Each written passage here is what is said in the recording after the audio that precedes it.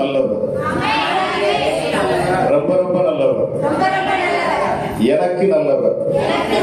பக்கத்துல இருக்கிறவங்க பார்த்து சொல்லுங்க, உனக்கு நல்லவர். அவன் நம்ம எல்லாருக்கும் நல்லவர். ஆமென். ஹல்லேலூயா. அந்த பாருங்க, உங்களை பார்த்த உடனே எனக்குள்ள ஒரு பெரிய ஒரு உற்சாகம் வருது. ஆமென். ஹல்லேலூயா. ஹல்லேலூயா. வேதம் சொல்லுகிறது, எளியவன் கூப்பிட்டான், கர்த்தரோ இறங்கினார். நாங்கள் சொல்றோம், ஆபத்து காலத்துல என்னை நோக்கி கூப்பிடு, அப்பொழுது நான் உன்னை விடுவிப்பேன், நீ என்னை மகிமைப்படுத்துவார்.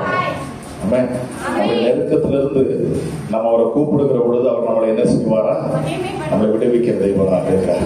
சோ இந்த 2025க்குள்ள அடியெடுத்து வைத்திருக்கிற ஒவ்வொருவரையும் நான் ஆண்டவராக இயேசு கிறிஸ்து நாமத்திலே நான் உங்களை வாழ்த்தி ஆசீர்வதிக்கிறேன். இந்த 2025 உங்க வாழ்க்கையில நிச்சயமாக ஒரு மேன்மையின் ஆண்டாக அது இருக்கும் என்று நான் விசுவாசிக்கிறேன். நான் உறுதியாக சொல்லுகிறேன். பாருங்க, வர்றப்போ அநேக தடைகளை தாண்டிதான் வந்தோம். சொன்னாங்க 1.5 மணி நேரத்துல வந்துடலாம் அப்படின்னாங்க. ஆனா எங்களுக்கு 2.5 மணி நேரம் ஆச்சு. மதுரைக்குள்ள வெளியில வர்றதுக்கு நிறைய டிராபிக். இங்கேயும் பாத்தீங்கன்னா சம்பந்தமே இல்லாத தடைகள் இருக்கு. இது எல்லாம் நான் எதை குறிக்குது அப்படின்னா, இந்த இடத்துக்கு வருவதற்கு தடைகள் வரும் அப்படின்னு சொன்னா ஆண்டவர் உங்களை குறித்து ஏதோ ஒரு பெரிய திட்டத்தை வைத்திருக்கிறார். ஆமென். ஹல்லேலூயா. நான் விசுவாசிக்கிறேன், இந்த 2024 உங்க வாழ்க்கையில் இருந்த அந்த கஷ்டம், அந்த துன்பங்கள், அந்த துயரங்கள், அந்த கண்ணீர் இந்த 2025 இருக்காது. எத்தனை பேர் விசுவாசிக்கிறீங்க? ஹல்லேலூயா. வேதம் சொல்லுகிற, இன்று கண்ட எகிப்தியனை இனி நீங்கள் காணவே மாட்டீர்கள், நீங்கள் தேடினாலும் கண்டறிய மாட்டீர்கள். நீங்க தேடுனா கூட, அந்த பிரச்சனையை தேடுனா கூட நீங்க திரும்பி பார்க்கிற பொழுது அந்த பிரச்சனை உங்க வாழ்க்கையில அது இல்லாமல் போகும். ஹல்லேலூயா. ஹல்லேலூயா. 2025ஆம் ஆண்டு ஒரு மிகப்பெரிய ஆசீர்வாதத்தின் ஆண்டாக இது இருக்கிறது. ஆனாலும் நேரம் குறைவா இருக்கிறதுனால நான் வேகமாக ஆண்டவருடைய வார்த்தைக்குள்ள போய் வார்த்தையின் மூலமா நான் உங்களோட பேச ஆசைப்படுகிறேன். வேதம் வைத்திருக்கிறவங்க எடுத்துக்கொள்ளுங்க.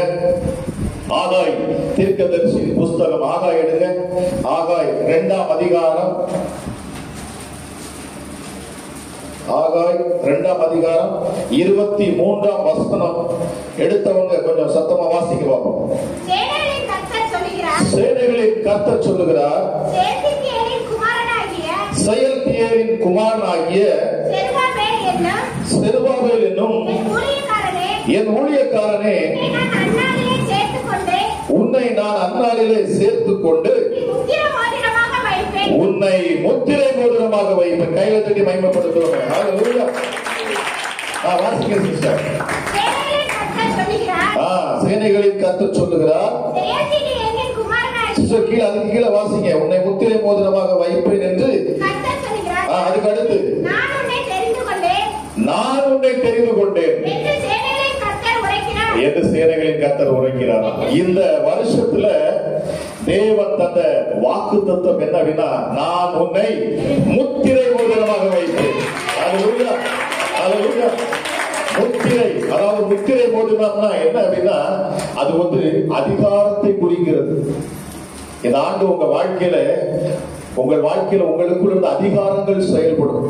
இந்த முத்திரை மோதிரம் என்பது ராஜாவுடைய விரல்ல இருக்கக்கூடியதான் முத்திரை மோதிரம். ராஜா தன் விரல்களை போட்டிருப்பாங்க. இந்த முத்திரை மோதிரத்தை எடுத்து அவர் ஒரு முறை ஒரு இதுல, அதான் அந்த நாட்கள் அச்சு பதிக்கிறது, அதை பதிச்சுட்டாங்க. அந்த முத்திரையை பதிச்சுட்டாங்கன்னா அதுக்கு மிஞ்சி யாரும் எதையும் செய்யவே முடியாது.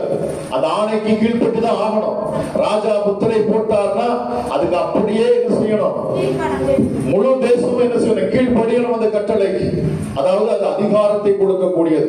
ஆண்டவர் சொல்றார், 2025 என் ஆண்டவர் உங்களை அதிகாரமுடையவர்களாக மாற்றுவார். இதுவரை நீங்கள் எதற்கு பயந்தீர்களோ இனி நீங்க பயப்பட வேண்டிய அவசியம் இல்ல. நீங்கள் எதிர்த்து நிற்பீர்கள், அப்பொழுது உங்களை விட்டு ஓடி போவார். ஒருவேளை உங்களை தொடர்ந்து வந்திருக்கிற தரித்திரங்கள் உங்களை தொடர்ந்து வந்திருக்கலாம், கடன்பாரங்கள் உங்களை தொடர்ந்து வந்திருக்கலாம், குடும்பத்துல கணவன் மனைவி பிரச்சனைகள் தொடர்ந்து வந்திருக்கலாம், போராட்டங்கள் தொடர்ந்து வந்திருக்கலாம். இந்த 2025 அடியெடுத்து வைத்திருக்கிற உங்கள் வாழ்க்கையில நான் திட்டவட்டமாக சொல்கிறேன், இந்த 2025 ஒன்றும் உங்களை பின்தொடர முடியாது. காரணம், தேவன் உங்களை முத்திரை மோதிரமாக இந்த வருஷத்துல நான் உன்னை வைப்பேன் என்று சொல்லுகிறார். அவர் உங்களை தெரிந்து கொண்டார். எதற்காக தெரிந்து கொண்டார்? உங்களை முத்திரை மோதிரமாக வைக்கும்படிக்கு. ஹல்லேலூயா, ஹல்லேலூயா. பாருங்க, முத்திரை மோதிரத்தை குறித்து நான் வேகமாக சொல்லணும் அப்படின்னா யோசேப்புடைய வாழ்க்கையில பார்க்கலாம். யோசேப்பு என்கிறவன் பாருங்க, தன் தகப்பனுக்கு ரொம்ப செல்ல பிள்ளை, தன் தகப்பனோடு கூட இருக்கிறான். ஆனால் தேவன் ஒரு திட்டத்தை வைத்து அவனை பிரித்து எடுக்கிறார். நமக்கு அது கொஞ்சம் வேதனையா தான் இருக்கும் இல்லையா? நிறைய நேரங்கள்ல தேவன் நம்ம நடத்துகிற வழிகள் நமக்கு கொஞ்சம் வேதனையாக இருக்கும். ஆனாலும் அவர் நம்மேல் வைத்திருக்கிற நினைவுகள் அது மிகப்பெரியது என்று வேதம் சொல்லுகிறது. ஹல்லேலூயா. நான் உண்மையில் வைத்திருக்கிற என் நினைவுகள் அது மிகப்பெரியதாக இருக்கும். அவர் பொல்லாங்கினால் நம்மை சோதிக்கிறவர் அல்ல, அவர் நம்மை அழைத்திருப்பார் என்று சொன்னால் பாருங்க, எல்லாத்துக்கும் ஒரு காலகட்டத்தை வைக்கிறார். வேதம் சொல்லுது, அழ ஒரு காலம் உண்டு, ஆனந்த கழிப்பா இருக்க ஒரு காலம் உண்டு, புலம்ப ஒரு காலம் உண்டு, அதே போல நடனமாட ஒரு காலம் உண்டா. காலம் கர்த்தருடைய கருத்தில் இருக்கு. 2025 இந்த இடத்துல நின்று நான் உங்களிடத்துல இந்த வாக்குத்தத்தத்தை நான் கொடுப்பேன் என்று சொன்னால் நான் நிச்சயமாகவே நான் மிகுந்த சந்தோஷம் அடைகிறேன்.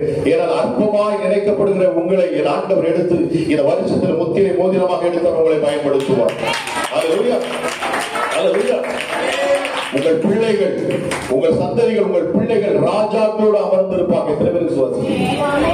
உங்கள் பிள்ளைகள் பெரிய பெரிய அதிகாரிகளாக மாறுவார்கள். உங்கள் பிள்ளைகளை படிச்சு நீங்கள் விரும்புவதற்கும் நீங்கள் வேண்டிக் கொள்வதற்கும் அதிகமாக கிரியை செய்யக்கூடிய நம்முடைய ஆண்டவர். ஹல்லேலூயா, ஹல்லேலூயா. ஆகவேதான் சொன்னேன், யோசேப்பு என்கிறவன் தன் தகப்பனிடத்துல அவங்க ஒரு செல்ல பிள்ளையா இருக்கிறான். அப்ப பாருங்க, ஒரு குறிப்பிட்ட நேரத்துல அவனுடைய சகோதரர்கள் என்ன பண்றாங்க? அவன் மேல எரிச்சல் பண்றாங்க, கோபம் பண்றாங்க. 11 பேர் கூட இருந்து அவங்க சொல்றாங்க, ஏன் அவங்க அப்பா வந்து எதுக்கு இவன் மேல மட்டும் இவ்வளவு பாசமா இருக்கிறார்? அப்ப இவன் என்ன செஞ்சிடும்? கொலை பண்ணிடுவோம்னு சொல்லிட்டான். முதல்ல என்ன செய்யறாங்க? அவனை பிடிச்சு கொண்டு ஒரு கிணத்துல கொண்டு போடுறாங்க. அதுக்கப்புறம் மனசு அவங்க இலைக்கு என்ன செய்யறாங்க? வித்து போட்டுறாங்க. இந்த மாதிரி ஒரு சிச்சுவேஷன்ல நம்ம இருக்கிறப்ப நமக்கு ஒரு வேதனை இருக்கும். ஆண்டவர், என்னடா நான் இவ்வளவு ஜெபம் பண்றேன், நான் எவ்வளவோ நான் ஜெபிக்கிறேன், ஆனாலும் என் வாழ்க்கையில ஏன் கஷ்டங்கள், ஏன் நெருக்கங்கள்? உன்னை குறித்து ஒரு நோக்கம் உண்டு. ஆமென், ஹல்லேலூயா. அவர் நோக்கம் இல்லாமல் உங்களை யாரையும் அழைக்கல. கிறிஸ்து இயேசுவை இந்த இடத்துல நீங்க வந்து அறிந்திருக்கிறீங்க அப்படின்னா உங்களை குறித்து ஒரு மிகப்பெரிய திட்டம் இருக்கு. ஹல்லேலூயா. ஒருவேளை அது 2024 நடக்காம இருந்திருக்கலாம், இதுவரைக்கும் உங்க வாழ்க்கையில நடக்காம இருந்திருக்கலாம். ஆனால் இந்த 2025 உங்கள் காரியங்கள் வாய்க்கும். கட்ட முடியாத வீடு கட்டப்படும். அதே நிலங்களை வாங்குவீர்கள். ஆண்டவர் சொத்துக்களை வாங்குவதற்கு திரும்ப பாராட்டுவார். ஹல்லேலூயா. உங்க குடிகார கணவர் ஒருவேளை சொல்லலாம், ஐயா என் வீட்டுக்காரரு அவர் திரும்பவே மாட்டேங்கிறார், அவர்கிட்ட அநேக கெட்ட பழக்க வழக்கங்கள் இருக்கு, அசுத்த கிரியைகள் இருக்கு, மதுபானத்துக்கு விபச்சாரத்துக்கு அடிமையா இருக்கிறார். நீங்க என்ன சொன்னாலும் இந்த 2025 அந்த கிரியைகள் உங்களை பின்தொடராது. ஹல்லேலூயா. உங்கள் கணவரை இயேசு மாற்றுவார், அவர் இருதயத்தை மாற்றுவார், உங்கள் பிள்ளைகளுடைய இருதயத்தை மாற்றுவார், கடினமான இருதயத்தை மாற்றுவார். இந்த 2025 என்பது அதிகாரத்தை செயல்படுத்தக்கூடிய ஆண்டாக இருக்கிறது. ஹல்லேலூயா. ஆண்டவர், நான் உன்னை முத்திரை மோதிரமாக தெரிந்து கொண்டேன் அப்படின்னா இந்த இடத்துல இருக்கிற நீங்க ஒவ்வொருத்தரும் முத்திரை மோதிரமா இருக்கிறீங்க. உங்கள் ஒவ்வொருவருக்கும் அதிகாரம் இருக்கிறது. பாருங்க, யோசேப்பை ராஜா என்ன செய்யறாரு அப்படின்னா, அவனை வந்து சிறைச்சாலையில் அடைச்சு போடுறாங்க. போர்த்திபார் வீட்டுல இருக்கிறான், அவங்க மேல தவறான ஒரு பழி விழுகிறது.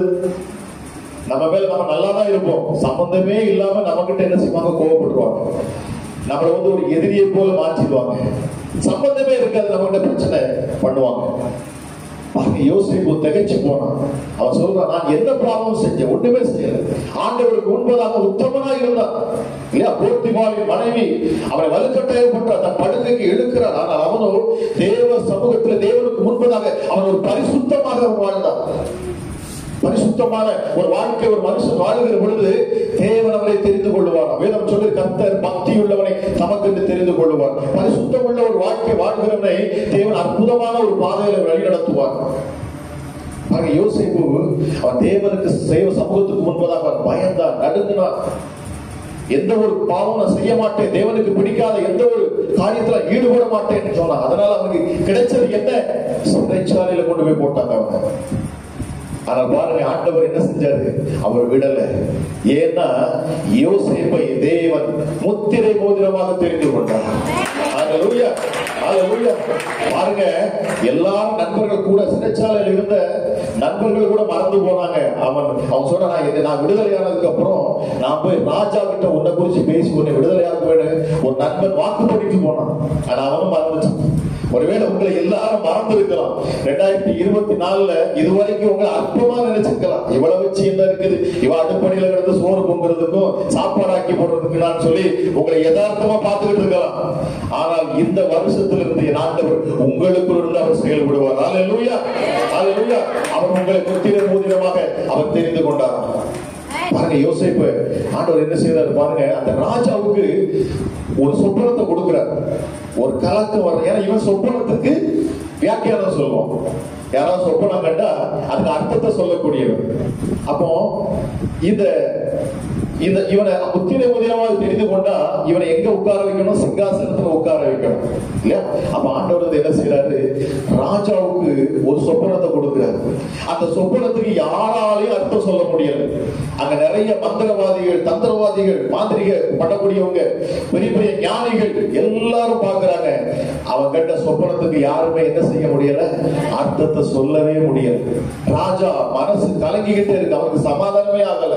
கடைசியா அந்த கூட இருந்த நண்பர் ஒருத்தர் வாக்கு பண்ணா பாத்தீங்களா, அவனுக்கு இப்ப ஞாபகம் வருது. ஐயோ, ஒருத்தர் சிறைச்சாலையில கிடக்கிறான், யோசேப்பு பேரு. ராஜா அவன் என் வாழ்க்கையில என்ன சொன்னாலும் அது அப்படியே நடந்துருச்சு. ஆக அவனை கூப்பிட்டோம்னா அவன் உங்களுக்கு விவரத்தை சொல்லுவான்னு சொன்ன உடனே ராஜா உடனே கட்டளையை கொடுக்கிறார். கூட்டிட்டு வாங்க, அவனை அழைச்சிட்டு வாங்க. பாருங்க, அவனுடைய வாழ்க்கை அதுவரைக்கும் எங்க இருந்தது? சிறைச்சாலையில் இருந்தது. அழுக்கு வஸ்திரம், வெயில வெளிச்சத்தையும் பார்க்காத ஒரு வாழ்க்கை. ஆனா பாருங்க, அந்த இடத்துல திடீர்னு பாருங்க அவனை அங்கிருந்து வெளியில கொண்டு போறாங்க. ராஜ சமூகத்துல போனோம்னா சும்மா கூட்டிட்டு போவாங்களா? அவனை குளிப்பாட்டி சேவை பண்ணி அவனுக்கு விலை உயர்ந்த வஸ்திரத்தை உடைத்து அவனை ராஜாவுக்கு முன்பதாக அழைச்சிட்டு போறாங்க. ராஜா அங்க போறவனை கேட்கிறார், யோசேப்பு ஏதோ உன்னை குறிச்சு பெருசா சொல்றாங்க, நீ சொப்பனத்துக்கு அர்த்தம் சொல்லுவான்னு சொல்றாங்க, எங்க நீ சொல்லு பார்ப்போம் அப்படின்னு சொல்லி கேட்கிறான். அவனுடைய சொப்பனத்தை சொல்றான். ஆனா அதுக்கு முன்னாடி யோசிப்பு சொல்றான், இது என்னுடைய வேலை அல்ல, இது தேவனுடைய வேலையாக இருக்கு. அவர் பார்வோனுக்கு அந்த சொப்பனத்துக்கு அர்த்தத்தை சொல்லுவார் அப்படின்னு சொல்லி அவன் சொல்றான். அதே போல அந்த சொப்பனத்தை சொன்ன பொழுது அதுக்கு அர்த்தத்தை சொல்லுகிறான். 7 வருஷம் கடுமையான பஞ்சம் இருக்கும். அதுக்கு அடுத்து 7 வருஷம் என்ன செய்யணும்? நீங்க அதை சேர்த்து வைக்கணும். அப்போ பஞ்சம் வர்றதுக்கு முன்னாடி முதல்ல என்னன்னா ஒரு பெரிய செழிப்பு இருக்குது. 7 வருஷம் செழிப்பு முதல்ல. 2வது தான் என்ன சொல்றது? பஞ்சம் வரும். அப்ப என்ன சொல்றான்னா, நீங்க அந்த செழிப்பு இருக்க நேரத்துல நீங்க அதை சேர்த்து வைங்க. ஹல்லேலூயா. இன்னைக்கு நான் உங்களை பார்த்து சொல்றேன், இதுவரைக்கும் நீங்க சேர்த்து வைக்க முடியாம இருந்திருக்கலாம். உங்க கைகளில் நீங்க வீட்டுல மீதம் எடுக்க முடியாம இருந்திருக்கலாம். இன்னைக்கு நான் இந்த 2025 இந்த இடத்துல நான் உங்களுக்கு தீர்க்க தரிசனமாக நான் சொல்கிறேன், நீங்கள் மீதம் எடுப்பீர்கள் இயேசுவின் நாமத்தில். ஹல்லேலூயா. இது நீங்க மீதம் எடுப்பீர்கள், நீங்கள் சேர்த்து வைப்பீர்கள். இந்த நாளில் நீங்க மனதில் வச்சு கொள்ளுங்க. பாருங்க, எனக்கு என்னோட சகோதரி ஒருத்தவங்க சேர்த்து வைக்கிற விஷயத்துல ரொம்ப ஆச்சரியமா இருக்கும். அவருடைய கணவர் பார்த்தீங்கன்னா அவங்க ஊழியம் பார்க்கறாங்க.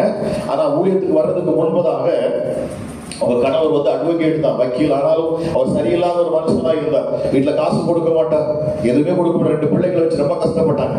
ஆனா பாருங்க, ஒரு குறிப்பிட்ட ஒரு வருஷத்துல அவருக்கு பலவீனம் வருது. வீடு வெளியில பார்க்க வேண்டி இருக்குது. கையில அவர்கிட்டே காசு இல்லை. அவர் சொல்றாரு, என்கிட்ட காசு இல்லை. ஆனா அவர் 5 பைசா கையில கொடுக்க மாட்டார். அப்பப்போ கிடைக்கிற 10, 20, 100 இப்படி சேர்த்து வச்சு அழகா ஒரு வீடு, அவங்க 40,000 கொடுத்த ஒரு வீடு வாடகைக்கு முடிச்சாங்க. யாரு? வீட்டுக்காரம்மா, அடுப்படியில கிடக்குறம்மா, ஆகாதுன்னு சொல்லப்பட்டம்மா. உன்னை வச்சு என்ன பிரயோஜனம்? உன்னை வச்சு எனக்கு எந்த பிரயோஜனம் கிடையாது, நீ பிறந்ததே வேஸ்ட்னு சொல்லக்கூடிய அவங்கள வச்ச வீடு வாடகைக்கு பிடிக்க வைக்கிறார். கணவருக்கு உடம்பு முடியல, 3 லட்சம் ரூபாய் கொடுக்குறாங்க. ஒரு வீட்டுல அடுப்புலடியில இருந்த பெண் சேர்த்து வைக்கிறா பாருங்க. ஹல்லேலூயா. சேர்த்து வைப்பது என்பது ஒரு ஆசீர்வாதம். தேவையில்லாத செலவுகள் இந்த வருஷத்துல உங்க வாழ்க்கையில வரக்கூடாதுன்னு சொல்லி நான் இயேசுவின் நாமத்துல பேசுறேன். தேவையில்லாத அலைச்சல்கள், தேவையில்லாத மருத்துவ செலவுகள் இந்த 2025 உங்க வாழ்க்கையில வராது இயேசுவின் நாமத்துல. எத்தனை பேர் விசுவாசிக்கிறீங்க? ஹல்லேலூயா. ஆமென், ஆமென், ஆமென். அப்ப பாருங்க, இங்க யோசேப்பை சேர்த்து வைக்க சொல்றான். இதை கேட்டோம்னா ராஜாவுக்கு பயங்கர ஒரு சந்தோஷம். இவ்வளவு அற்புதமா யாரும் என்ன செய்யல, சொப்பனத்துக்கு வியாக்கியானம் சொல்லலையே அப்படின்னு சொல்லிட்டு ராஜா சந்தோஷப்பட்டு என்ன செய்யறாப்போ, இந்த காரியத்துக்கு இவன் தான் பொறுப்பு, இந்த யோசிப்பு தான் பொறுப்பு அப்படின்னு சொல்லி ராஜா என்ன செய்யறாரு தெரியுமா? தன் விரலில் இருந்த அந்த முத்திரை மோதிரத்தை கலட்டி யோசிப்புக்கு போடுகிறார். ஹல்லேலூயா. அது கையிலத்தி மகிமைப்படுத்துவேன். ஆமென். ஹல்லேலூயா. பாருங்க, யோசேப்பை எப்படி உயர்த்துறாரு பாருங்க. அது எகிப்து நாடு, அதாவது ஒரு புறஜாதி மனுஷன் இருக்கக்கூடிய இடம், விக்கிரகங்கள் நிறைஞ்ச இடம் அது. அந்த இடத்துல விபச்சாரங்கள், வேசித்தனங்கள் கட்டவிழ்க்கப்பட்ட இடம் அது. அந்த இடத்துல ஒரு புறஜாதி மனுஷர்கள் வாழ்ந்து கொண்டு இருக்கிற அந்த இடத்துல என் தேவன் அந்த ஜனங்களுக்கெல்லாம் அதிகாரியாக யோசேப்பை ஆண்டவர் உயர்த்தினார். அந்த ராஜா என்ன செய்யறாரு, அந்த மோதிரத்தை என்ன செய்யறாரு, கலட்டி யோசேப்பு விரல்ல போட்டு ராஜா ஒரு கட்டளை கொடுக்கிறாரு. இந்த நாள் முதல் கொண்டு இந்த யோசேப்புடைய வார்த்தைக்கு மீறுதலாய் ஒருவரும் கையோ காலோ ஆட்டக்கூடாது. பாருங்க, எந்த அளவுக்கு ஒரு அதிகாரத்தை கொடுக்கிறாரு பாருங்க. அற்பமா நினைக்கப்பட்டவர், சிறைச்சாலையில் கிடந்தவர், ஆகாதது தள்ளப்பட்டவர், அவனை யாருமே கண்டுக்கல. ஆனால் அந்த தேவன் பார்த்து கொண்டிருந்தார் பாருங்க. ஆமென், ஹல்லேலூயா. அப்ப வாழ்க்கையில ஒருவேளை நீங்க அடிப்படையில் நின்னோ மறைஞ்சிருந்தோ நீங்க அழுதுருக்கலாம், உங்க பிள்ளைகளுக்காக, உங்க குடும்பத்திற்காக, உங்க கணவருக்காக. இந்த 2025 இயேசுவை கவனிக்கிறார். ஹல்லேலூயா. ஆமென், ஹல்லேலூயா. உங்கள் புலம்பலை ஆனந்த கழிப்பாக இயேசு இந்த வருஷத்தை மாற்றுவார். கைகளை தூக்கி நம்ம மகிமைப்படுத்துவாங்க. ஹல்லேலூயா. அதான் உங்களுடைய முத்திரை மோதிரமாக என் ஆண்டவர் மாற்றுவார். உங்களுக்குள்ள இதுவரைக்கும் இந்த 2024 வரைக்கும் நீங்க யாருக்கு என்ன சொன்னாலும் உங்களை கண்டுக்காம இருந்திருக்கலாம். ஆனா இந்த வருஷத்துல இந்த இடத்துல இருந்து நீங்க வெளியில போனதுக்கு அப்புறம் நீங்க உங்க வாய்களை திறந்து நீங்க பேசி பாருங்க, உங்க வார்த்தைக்கு சகலமும் கீழ்ப்படியும். ஹல்லேலூயா, ஹல்லேலூயா. பாருங்க, நான் இன்னும் கொஞ்சம் விளக்கம் சொல்லி நான் வேகமா முடிக்கிறேன் பாருங்க. இந்த முத்திரை மோதிரம் என்பது அப்ப என்னது? ராஜாவுடைய கைகள் இருக்கக்கூடிய, விரல் இருக்கக்கூடியது இல்ல. ராஜாவை விட்ட அந்த முத்திரை மோதிரம் என்ன செய்யாது? விலகவே விலகாது. ராஜா அதை அக்கறையா பார்த்துக்குவாங்க. எப்பவும் அந்த முத்திரை மோதிரத்தை கவனமா கவனித்துக் கொண்டே இருப்பாங்க. ஏன்னா அது ரொம்ப முக்கியமானது. அதை எடுத்து ஒரு முத்திரை போட்டுட்டாங்கன்னா அதை யாராவது திருடிட்டு போய் ஒரு முத்திரை போட்டு ராஜா இப்படி கட்டளையை பிறப்பித்திருக்கிறான்னு சொல்லி தேசத்துக்கு அறிவிச்சுட்டாங்கன்னா ஒண்ணுமே செய்ய முடியாது. அதனால ரொம்ப முக்கியம் பாருங்க. அப்ப அந்த மோதிரத்தை ராஜா கைகளை வச்சு அப்படி பத்திரமா பாதுகாப்பாங்க. இயேசு உங்களை 2025 இருந்து நான் சொல்றேன், எப்படி ராஜா தன் விரல்களை வைத்து அந்த மோதிரத்தை பத்திரமாய் பார்க்கிறாரோ, அது அவரை விட்டு பிரியாது இருக்கிறதோ, அதுபோல இயேசு உங்களை விட்டு பிரியாது இருப்பார். ஹல்லேலூயா. உங்கள் மேல் அவர் கண்களை வைத்து உங்களுக்கு ஆலோசனை சொல்லுவார். நீங்கள் நடக்க வேண்டிய வழியை அவர் அகலப்படுத்துவார். உங்கள் பாலம் சிக்கிக் கொள்ளாதபடிக்கு என் ஆண்டவர் உங்களை வழிநடத்தி உங்களை மேன்மைப்படுத்துவார். ஹல்லேலூயா. உங்கள் அடிகளை உறுதிப்படுத்துவார். கண்மலையின் மேல் உங்களை நிறுத்துவார். ஹல்லேலூயா. இந்த இடத்துல நீங்க அமர்ந்திருக்கிற ஏதோ சாதாரணமாக நீங்க நினைச்சு கொண்டிருக்கிற அநேகருடைய குடும்பத்துல நான் விசுவாசிக்கிறேன், உங்க வீடுகள்ல இந்த வருஷத்துல நிறைய மாற்றங்கள் வரும். உங்க பிள்ளைகளுக்குள்ள ஞானம் விளங்கும். யோசேப்புக்குள்ள ஞானம் விளங்கிச்சு. அவனுக்குள்ள இந்த ஞானம் கர்த்தர் கொடுத்த ஞானம். அந்த ஞானம் ஒரு மனுஷன் வேதம் சொல்லுது பாருங்க, நீதிமொழியில் சொல்லப்பட்டு எதை சம்பாதித்தாலும் புத்தியை சம்பாதித்துக்கொள், ஞானத்தை சம்பாதித்துக்கொள். வேதம் சொல்லுகிறது, ஒருவன் ஞானத்தில் குறைவுள்ளவனாய் இருந்தால் சம்பூர்ணமாய் கொடுக்கிற அந்த தேவனிடத்தில் கேட்க கடவன். கர்த்தர் தான் அதை தர முடியும். இந்த உலகத்துல உலகம் பேசுகிறது என்ன தெரியுமா? அது அறிவு. அவன் தன்னுடைய அறிவை வச்சு நான் அதை செஞ்சுட்டேன், இதை கண்டுபிடிச்சு, இதை பண்ணிட்டேன்னு சொல்லி அவன் அறிவை பேசுவான். ஆனால் தேவன் நமக்கு தருவது ஞானம். கைகளை தட்டி மகிமைப்படுத்துவோம். நீங்க ஞானமா நடப்பீங்க. ஆமா, எப்ப என்ன பேசணும், எந்த இடத்துல எப்படி நடந்துக்கணும், ஆண்டவர் உங்களை ஞானமாய் செயல்பட செய்வார். உங்கள் பிள்ளைகளை ஞானமாய் செயல்பட பண்ணுவார். இடத்துல உட்கார்ந்துருக்க உங்களுக்குள்ள விசேஷித்த அந்த தேவனுடைய ஞானம் அது செயல்படும். ஏன்னா அற்பமானவர்களை கொண்டுதான் தேவன் ஆச்சரியமான காரியங்களை செய்கிறார். ஆகாது தள்ளப்பட்டவனை எடுத்துதான் அவனை ராஜாக்களோடும் பிரபுக்களோடும் அமரப்பட்டுகிறார். வெளியவனை குப்பையிலிருந்து உயர்த்தி அவனை அவனை ராஜாக்களோடும் பிரபுக்களோடும் அமர பண்ணுகிறவர். உங்க பிள்ளைங்க வருகிற நாட்களை கலெக்டரா மாறுவாங்க. கையில தட்டி மகிமைப்படுத்துவாங்க. ஏன்னா உங்க பிள்ளைங்க பெரிய பெரிய அதிகாரிகளாக மாறணும். இந்த நாளில் உங்க ஜெபத்தை மாத்துங்க, புலம்புறத மாத்துங்க, அழுகிறத மாற்றுங்க. நீங்க முத்திரை மோதிரமாக்கப்பட்டிருக்கீங்க. நீங்க சொன்னாது ஆகும். ஹல்லேலூயா. நீங்க என்ன சொல்றீங்க அது நடக்குங்க. அந்த வருஷத்துல இருந்து உங்க பிள்ளைகளை நீங்க ஆசீர்வதிங்க. வேதம் சொல்லுகிறது, நீங்கள் ஆசீர்வதிப்பதே இல்லாமல் சமையாதீர்கள். இன்னைக்கு நம்ம பிள்ளையை என்ன செஞ்சிடும்? ஆண்டவரே இயேசுவே, என் பிள்ளை நல்லா படிக்க ஞானத்தை கொடுங்க, குடும்பத்தில் இருந்த கணவருக்கு ஞானத்தை கொடுங்க, இப்படி குடிக்கிறதுக்கு அடிமையா இருக்கிறாரு, இப்படி பல விஷயங்களை சொல்லி நம்ம தேவ சமூகத்தில் உட்கார்ந்து நம்ம என்ன செய்யறோம்? அழுகிறோம். ஆனா இதே கணவரோ இதே உங்க பையனோ உங்களை கொஞ்சம் எரிச்சல் மூட்டிட்டா உடனே நீங்க என்ன செய்றீங்க? சபிக்கிறீங்க. இதே நாவல தான் ஆண்டவர்கிட்ட வந்து ஜெபிக்கிறீங்க. என் பையனுக்கு நல்ல புத்தியை கொடுங்க ஆண்டவரே, என் குடும்பத்தை காப்பாற்றுங்க ஆண்டவரே, என் கணவருக்கு நல்ல ஒரு புத்தியை கொடுங்க, என் மனைவிக்கு நல்ல ஒரு புத்தியை கொடுங்க. இல்லையா? அப்ப நம்ம நல்லா நம்ம ஜெபிக்கிறோம். ஆனா கொஞ்சம் நமக்கு எரிச்சலும் கோபம் வந்த உடனே நம்ம என்ன செஞ்சிடும்? அதே பிள்ளை பற்றி நம்ம சபிக்கிறோம். சனியன் அப்படி நிறைய வார்த்தைகள் இப்படி நம்ம சொல்லுவோம். இல்லையா? நீ உருப்படவே மாட்டாரா நம்மளே சொல்லிடுவோம். இனி உங்க வாழ்க்கையில இந்த வருஷத்துல நீங்க ஒரு விஷயத்தை முடிவு பண்ணுங்க. சபித்தலும் துதித்தலும் ஒரே நாவல வரக்கூடாது. வேதம் சொல்லுகிறது. அல்லேலூயா. ஒரே ஊற்று தண்ணீரிலிருந்து என்ன செய்யக்கூடாது?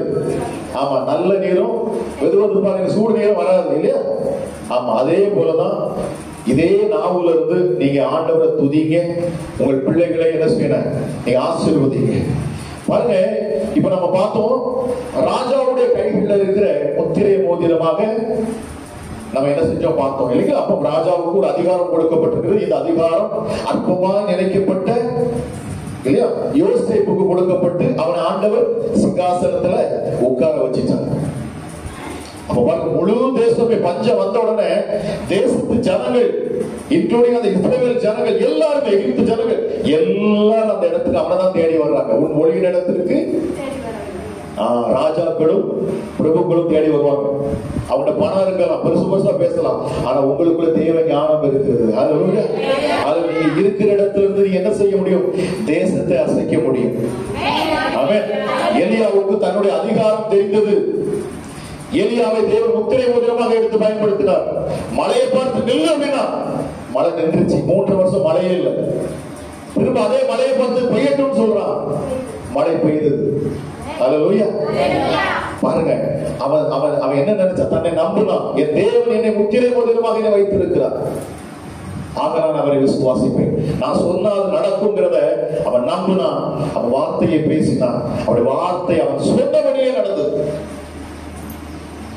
அல்லேலூயா. ரொம்ப ஆழமா பேசிக்கிட்டு இருக்கிறேன். நீங்க மனசுல இதுவரைக்கும் நீங்க புலம்பி இருக்கலாம். நான் சொல்றேன் பாருங்க, அதிகாரம் எப்படி கொடுக்கப்பட்டிருக்குன்னு சொல்லிட்டு. இப்போ புதிய ஏற்பாட்டுக்கு நம்ம வர்றோம் அப்படின்னா, இப்போ முத்திரை மோதிரமாக இயேசுதான் யாரு? நமக்கு ராஜா. எத்தனை பேர் சொல்லுங்க? இயேசு நமக்கு ராஜா. வேதம் சொல்லுகிறது அவர் யூத ராஜ சிங்கம். அவருக்கு பேரு யூத ராஜ சிங்கம். அவர் ராஜாதி ராஜா. அவர் உன்னதத்தில் வாசமா இருக்கிறவர், சிங்காசனத்தில் அமர்ந்திருக்கிறவர். பாருங்க, ஏசாயா தீர்க்கதரிசி, ஏசாயாவுல நீங்க படித்தீங்கன்னா 6 அதிகாரத்தை எடுத்தீங்கன்னா, 4 அதிகாரத்துல இந்த தேவனை இந்த ஏசாயா பார்க்கிறார். ஏசாயா அப்படி பார்க்கிற பொழுது ஏசாயா சொல்றாரு, ஐயோ நான் தேவனை கண்டேன், அந்த உன்னதமானவரை நான் கண்டுவிட்டேன். அவர் சொல்றாரு, நான் அசுத்த உதடுகளுடைய மனுஷர்கள் மத்தியில் வாசம் செய்கிறவர். ஏன்னா நம்ம தேவனுக்கு முன்பதாக நம்ம போய் என்ன செய்ய முடியாது? நிற்க முடியாது. ஏன்னா அவர் பரிசுத்தம் உள்ள தெய்வம். ஓயாமல் பரிசுத்தர் பரிசுத்தர் பரிசுத்தர் என்று சொல்லி தேவதூதர் சொல்லிக் கொண்டே இருப்பார்களாம். இந்த தரிசனத்தை தான் ஏசாயா தீர்க்கதரிசி பார்க்கிறார். இல்லையா? இந்த தரிசனத்தை பார்க்கிறாரு. பார்த்த உடனே அவர் நடுங்கிறார். அந்த உன்னதமான தேவனை நான் பார்த்தேன். இப்ப அவர் சொல்றாரு, என் நாவு எப்படிப்பட்ட நாவா இருக்கு? அசுத்தமா இருக்கிறது. அப்போ நான் இந்த அசுத்த உடலுடைய மனுஷனா நான் இருக்கிறேன்னு சொல்லிட்டு அவர் புலம்புறார். உடனே தேவ சமூகத்தில் நின்ற ஒரு தூதன் என்ன செய்யறானா, அக்கினி குரடை வச்சு ஒரு அக்கினி தணல் எடுத்து அவனுடைய நாவல கொண்டு போய் வந்து வைத்தாங்க. எங்க வச்சார்? நாவல கொண்டு வந்து வைத்தார். பாருங்க, அதற்கு பிற்பாடுதான் ஏசாயா என்னென்ன தீர்க்க தரிசனம் உரைத்தாரோ அத்தனையும் நிறைவேறினது. தைரியத்தை மகிமைப்படுத்துவாங்க. உங்க வாழ்க்கையில நான் சொல்ற நீங்க பேசுகிற அத்தனை காரியங்கள் இனி நடக்கும். இன்னைக்கு நான் தான் சொல்றேன், நீங்க தான் இப்போதைக்கு இப்போ நான் சொல்ல பாருங்க, நாம என்னுடைய இயேசு கிறிஸ்து ராஜாதி ராஜா. அப்ப நீங்க யாருன்னா நீங்க தான் முத்திரை மோதிரம். அல்லேலூயா. இயேசு கிறிஸ்து விரல்ல இருக்கிற முத்திரை மோதிரம் எத்தனை பேருக்கு போய் கையில தட்டி வைக்கப்படுத்துவோம். அல்லேலூயா. நீங்க ஒவ்வொருவரும் இந்த இடத்துல இருக்கிற நீங்க ஒவ்வொருவரும் என் இயேசுவின் கரங்கள் இருக்கிற முத்திரை மோதிரமாக இருக்கிறீங்க. அல்லேலூயா. இந்த முத்திரை மோதிரம் என்றால் இன்னும் ஆழமா விளக்கம் சொல்ல. இந்த முத்திரை மோதிரம் சொன்னா யார் அப்படின்னு கேட்டீங்கன்னா அவர் தான் பரிசுத்த ஆவியானவர். அல்லேலூயா. அல்லேலூயா. இன்னைக்கு கிறிஸ்து இயேசு முத்திரை மோதிரமாகிய பரிசுத்த ஆவியை வைத்துதான் அவர் இந்த பூமியில அநேக அற்புத அடையாளங்களை செய்தார். அவருக்குள் அதிகாரம் செயல்பட்டது. அவர் ஆலயத்தில் இருந்து பேசுற பார்த்தோம்னா அந்த யூத ஜனங்கள் அவங்க சொல்றாங்க, இவருக்கு இப்படிப்பட்ட அதிகாரம் எங்கிருந்து வந்தது? இவர் அதிகாரம் உடையவராய் பேசுகிறாரு. இனி உங்க வாழ்க்கையில நீங்க மற்றவங்களை மாதிரி பேசக்கூடாது, அதிகாரம் உடையவர்களாக பேசணும். அல்லேலூயா. பிரச்சனையை கண்டு பிரச்சனையை பார்த்து பேசிக்கிட்டே இருக்கக்கூடாது, பிரச்சனையை பார்த்து பேசணும். இயேசுவின் நாமத்துல இந்த கடன் பிரச்சனை என்னை விட்டு விலகட்டும் சொல்லுங்க. இயேசுவின் நாமத்துல என்னை தூக்க விடாத பிசாசு போராட்டம் என்னை விட்டு விலகட்டும் சொல்லுங்க. இயேசுவின் நாமத்துல சொல்லுங்க. குடிகார கனவை திருத்தப்பட்டு சொல்லுங்க. நீங்க சொல்லுங்க, இயேசுவின் கைகள் இருக்கிற முத்திரை மோதிரமாக இருந்து பேசுகிறேன். தேவனுடைய ஆவியை உடையவனாக பேசுகிறேன். எலியா சொன்னார் பாருங்க, நான் தேவ சமூகத்தில் நிற்கிற தேவ மனுஷன் தான். அல்லேலூயா. தேவ ஆவியானவர் அவனுக்கு ஒரு விஷயம் ஓடிட்டே இருக்கு பாருங்க. அவன் யாருங்கிறத அறிந்திருந்தான். இன்னைக்கு நாம நம்மளை குறிச்சு அறியாம இருக்கிறதாலதான் நம்மளை பிசாசு மேற்கொள்றோம். நம்மளை பலவீனமாக்கணும்னா நம்ம அதை சொல்லி புலம்ப ஆரம்பிச்சிருக்கோம். புலம்புறோன்னு பாருங்க, எப்பவுமே பாருங்க, நம்ம எப்ப வீக் ஆகுவோமோ அப்பதான் பிசாசு அதோட சேர்ந்துக்குவோம். நீங்க உற்சாகமா இருந்து நல்ல ஆரவாரமா இருந்து பாருங்க, உங்ககிட்ட வரமாட்டான். அவனுக்கு கொஞ்சம் பயம் இருக்கும். ஆனா எப்போ நம்ம சுகவீனமாயிருவோமோ, சோர்ந்து போயிருவோமோ, அப்பதான் அவன் நம்மளை என்ன செய்வான், மேற்கொள்ள முயற்சி செய்வான். அதுக்குதான் ஆண்டவர் 2025 சொல்றாரு, நான் உன்னை முத்திரை மோதிரமாக வைக்கிறேன். காரணம் இனிமே அதிகாரமுடையவனா நீ செயல்படணும். அல்லேலூயா. உங்க வீட்டை பார்த்து பேசுங்க, கட்ட முடியாத வீட்டை பார்த்து பேசுங்க, உங்க பிள்ளைய பார்த்து பேசுங்க. நீங்க என்ன பேசுகிறோ அது நடக்கும். இயேசு கிறிஸ்துவே அவர் பேசின பொழுது பிசாசுகள் எல்லாம் நடுங்கிச்சு பாருங்க. பிசாசுகள் நடுநடுங்கிறது. ஒரு படகுல போயிட்டு இருக்கிறாங்க இல்லையா, இயேசு கிறிஸ்து சொல்ற சீசர்களை பார்த்து, வாருங்கள் அக்கறைக்கு செல்லுவோம், வாருங்க அக்கறைக்கு போட்டு கூட்டிட்டு போறார்.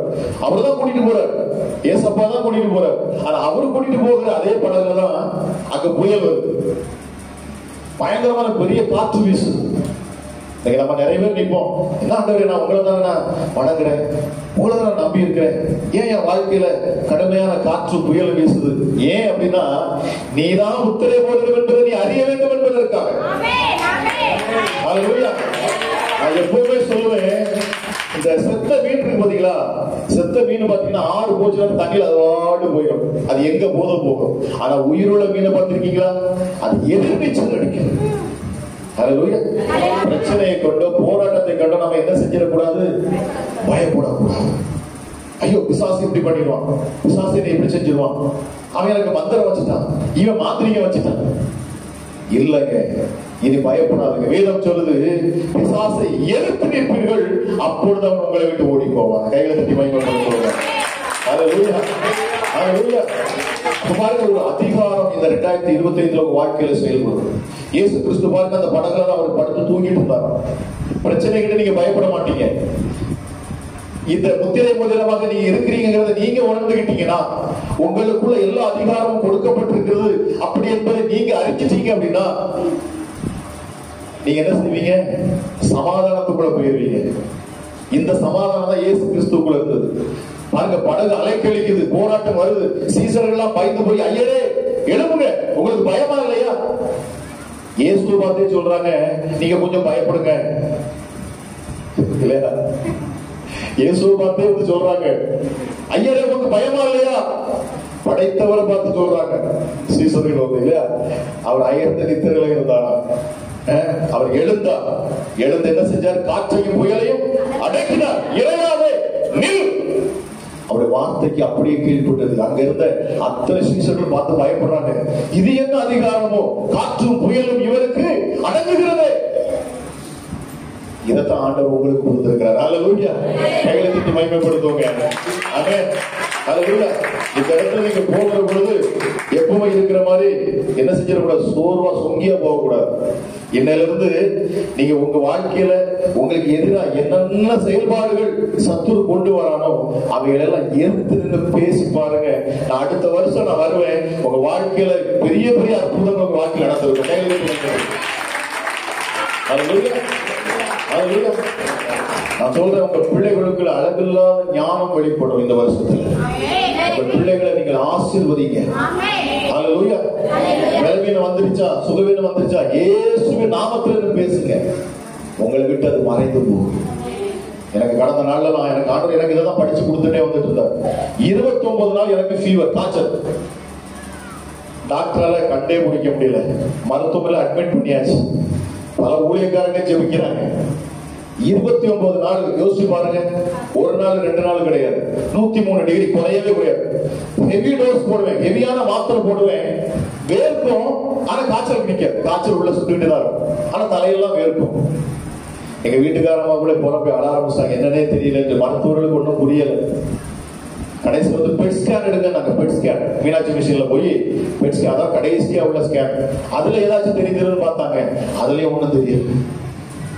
அந்த இரவு ஆண்டவர் இடத்துல பேசினார். ஹல்லேலூயா, ஹல்லேலூயா. ஒரு பிரச்சனையை பார்த்து நீ பேசு, அந்த காய்ச்சலை பார்த்து பேசு. அநேகருக்கு இன்னைக்கு வியாதிக்கு என்ன காரணம்னு அவங்களுக்கு தெரியல. இன்னைக்கு அநேக வியாதிகளுக்கு காரணம் பிசாசானவன். ஹல்லேலூயா, ஹல்லேலூயா. இன்னைக்கு அநேக காரியங்களை நான் அறிகிறேன், அநேக சாட்சிகள் வருது. அதை வச்சுதான் நானே கண்டுபிடிக்கிறேன். யூடியூப் சேனல், என்னுடைய சேனலை பாக்குறாங்க, ஜெபத்தை கேட்கிறாங்க. அவங்க சொல்றாங்க, அந்த ஜெபத்தை கேட்கிற பொழுது நான் விடுதலை ஆகிறேன், அந்த நம்பிக்கை வருகிறது. நான் அதுல அப்படிதான், நான் அவங்களுக்கு அதை தான் சொல்லிக் கொடுக்கிறேன். உங்களுக்கு ஒரு அதிகாரம் இருக்கிறது. நீங்க அதை இதுவரைக்கும் நீங்க அறியாம இருந்திருப்பீங்க. எனக்கு ஒரு சில வசனங்களை வேகமா காமிக்கிறேன். அந்த வசனத்தை நீங்க தினமும் தியானிச்சு பாருங்க. ஹல்லேலூயா. சரி, எடுங்க. எடுத்தவங்க வேகமா வாசிங்க. யோவான் எழுதின சுவிசேஷம், யோவான் எழுதின சுவிசேஷம் 1ஆம் அதிகாரம். எடுத்தவங்க முதல்ல 12வது வசனத்தை எல்லாம் ஆழமா கவனிக்கணும். சரிங்களா? இது வந்து அவருடைய நாமத்தின் மேல் விசுவாசமுள்ளவர்களாய் அவரை ஏற்றுக்கொண்டவர்கள் எத்தனை பேர்களோ அத்தனை பேர்களும் தேவனுடைய பிள்ளைகளாகும்படி அவர்களுக்கு அதிகாரம் கொடுத்தார். என்ன கொடுத்தார்? பிள்ளைகளாகும்படி அதிகாரம் கொடுத்தார். இதற்கு எத்தனை பேர் நீங்க சொல்ல போறீங்க, நான் இயேசுவின் பிள்ளைன்னு சொல்லி? இயேசு விசுவாசிக்கிறீங்க தானே? யாரெல்லாம் விசுவாசிக்கிறீங்க ஏசப்பாவை? ஹல்லேலூயா. அப்ப வேதம் உங்களை குறிச்சு தாங்க எழுதிருக்கு. நீ இயேசுவை விசுவாசிக்கிறீங்கன்னா நீங்க யார் அப்படின்னா நீங்க தான் ஏசப்பாவுடைய பிள்ளைகள். சரி, அதுக்கு அடுத்த வசனம் வாசிங்க. அவர்கள் இரத்தத்தினாலாவது மாம்ச சித்தத்தினாலாவது புருஷனுடைய சித்தத்தினாலாவது பிறவாமல், நீங்க உங்க வீட்டுக்காரராலேயோ உங்க அப்பா அம்மாவாலேயோ அந்த மாம்சத்தில் உண்டான இச்சையினாலேயோ அவருடைய அந்த இரத்தத்தினாலேயோ நீங்க பிறக்கலையா? இப்ப அடுத்த வசனம் அடுத்து சொல்லுங்க, வாசிங்க. நீங்கள் தேவனால் பிறந்தவர்கள். இயேசுவை அறியாத வரைக்கும், இவரை ஏற்றுக்கொள்ளாத வரைக்கும் நீங்க என்ன செஞ்சீங்க? ஆண்டவருடைய பிள்ளையா இல்ல. என்றைக்கு இந்த இயேசுவை நீங்க ஏற்றுக்கொண்டீங்களோ, என்றைக்கு அவரை விசுவாசிச்சீங்களோ, அன்றைக்கு இயேசுவுக்கு அதிகாரத்தை கொடுத்திருக்கிறார்.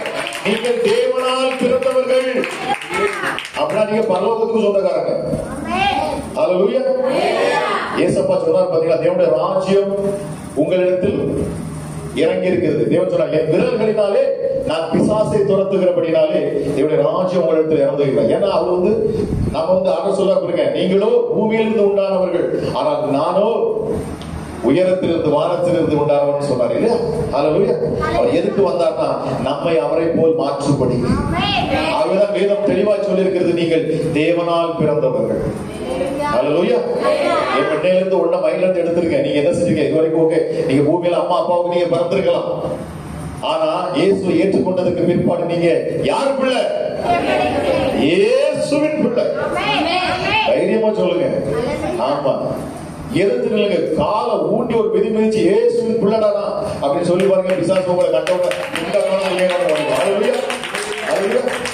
உங்களை நெருக்க நினைக்கிற பிசாசுகள், உங்களை தூங்க விடாம நடத்துகிற பிசாசுகள், குடும்பத்துல தேவையில்லாத செலவுகளை கொண்டு வந்து, குழப்பத்தை கொண்டு வந்து, உங்களை அலைக்கழிச்சு எப்படியாச்சும் உங்களை வேதனைப்படுத்த நினைக்கிற ஒவ்வொரு பிசாசுகளையும் இந்த நாள்ல இருந்து நீங்க ஒவ்வொருத்தரும் துரத்த போறீங்க. ஹல்லேலூயா. எத்தனை பேர் சொல்றீங்க நான் இயேசு நாமத்துல பிசாசுகளை துரத்துவேன்னு சொல்லி?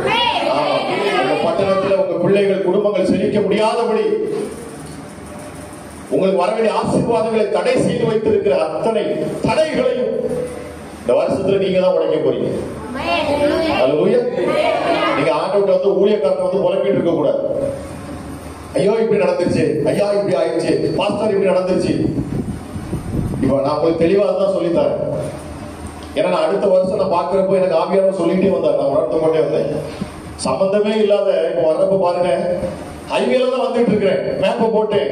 பிரதர் மேப்பை குடிச்சிருக்கு. பிரதர் சாத்தூருக்கு முன்னாடி இருக்கிற பையன் சர்வீஸ் ரோட்ல இறக்கி விடுது. அந்த அம்மா சொல்லுது, இப்பொழுது நீங்க என்ன செய்யுங்க, சர்வீஸ் ரோட்ல இறங்குங்க.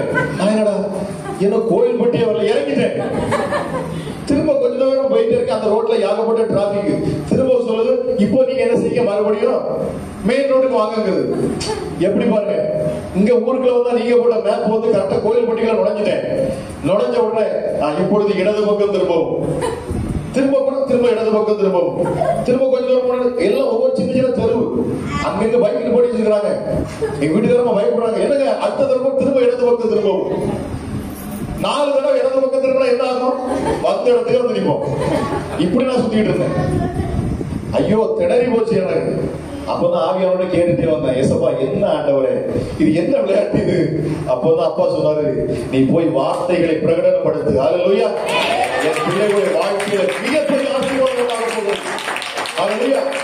தடைகளை உங்களுக்கு விதிக்கிறதா இருக்கிறான். அதெல்லாம் என்ன ஆழமா நான் தியானிச்சுட்டு வந்தேன்னா, உங்கள் ஒவ்வொருடைய வாழ்க்கையிலும் நான் தடைகளை பார்க்கிறேன்.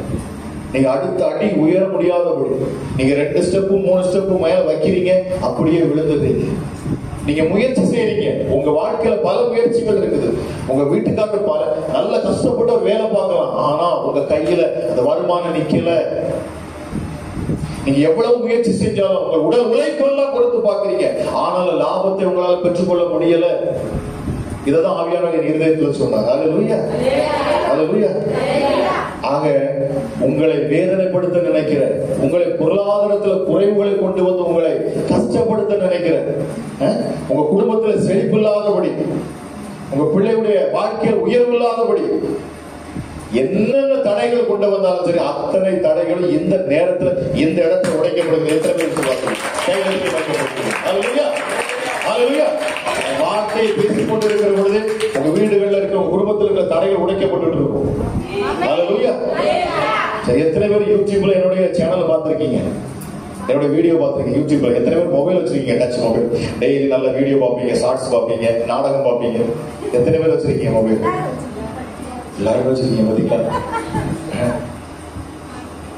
நீங்க பாருங்க, அது லட்சக்கணக்கான ஜனங்கள் ஜெபத்தை கேட்டு அப்படியே விடுதலை ஆயிடுவாங்க. அவங்க யாரு என்னன்னு அவங்க சொல்லுவாங்க, ஐயா நான் சபைக்கு போக முடியாதுயா, எங்க வீட்டுல யாருமே ரட்சிக்கப்படல.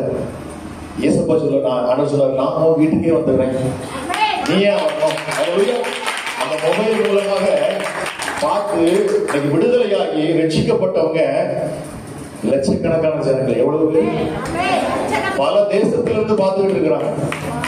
நீங்க என் பேரை போட்டு பாத்தீங்கன்னா போதும், பிசாசு பிடிச்சவங்க அவங்க எல்லாம் பாத்தீங்கன்னா கோயில்ல அவங்க சொல்றாங்க, ஐயா ஐயா வீட்டுக்காரரு பூஜாரி, பூஜை பண்றோம், வீட்டுக்கார அம்மாவுக்கு வெண்குஷ்டம், உதிரப்போக்கு. எத்தனை வருஷமா? எத்தனை வருஷமானா 18 இருந்து 20 வருஷமா. அந்த அம்மாவை சொல்றாங்க, அந்த அம்மா சொல்றாங்க, ஐயா யதார்த்தமா டிவில நான் சீரியல் பார்த்துட்டு இருக்கப்போ திடீர்னு உங்க ஜெபம் வந்துச்சு. இவர் என்ன சொல்ல போறாரு, வித்தியாசமா இருக்கிறாரு, வழக்கு மண்டையா அப்படின்னு சொல்லிட்டு அவங்க பார்த்தாங்க. என்ன சொல்ற, அவங்களுக்கு வந்து ஆண்டோட பிள்ளைகளை கேட்டா கோபம், கிறிஸ்தவங்களை கேட்டா கோபம். அப்ப அவங்க எடுத்து அப்படி பார்த்திருக்காங்க. அவங்க பார்த்துட்டு இருந்த முதல் வரியிலேயே எடுத்த உடனே என்ன வந்திருக்குன்னா, இயேசுவின் நாமத்துல கொல்லாத பிசாசு போவலி அப்படின்னு சொல்லி பேசுறது வந்திருக்கு. கேட்ட உடனே அந்த அம்மாவுக்கு நிக்க முடியல. மொபைலோடு அந்த அம்மா ஆட ஆரம்பிச்சு. என்னடா இந்த சத்தத்தை கேட்ட உடனே எனக்கு ஆட்டம் வருது, என்ன நடக்குது? அந்த அம்மா பயங்கர பலவீனமா இருந்திருக்காங்க. அந்த அம்மாவுக்கு இப்படிப்பட்ட ஒரு பலவீனம் இருக்குன்னு சொல்லி தெரிஞ்சா அந்த அவங்க வீட்டுக்காரருக்கு வேலை போயிருமா.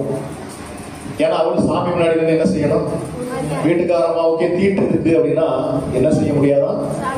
அப்பா வீட்டுக்காரர் என்ன பண்ண, கதவை பூட்டிடுவாங்க. அந்த அம்மா வெளியே வரவே முடியாது. அந்த அம்மா சொல்றாங்க, ஆச்சரியமா இருந்தது.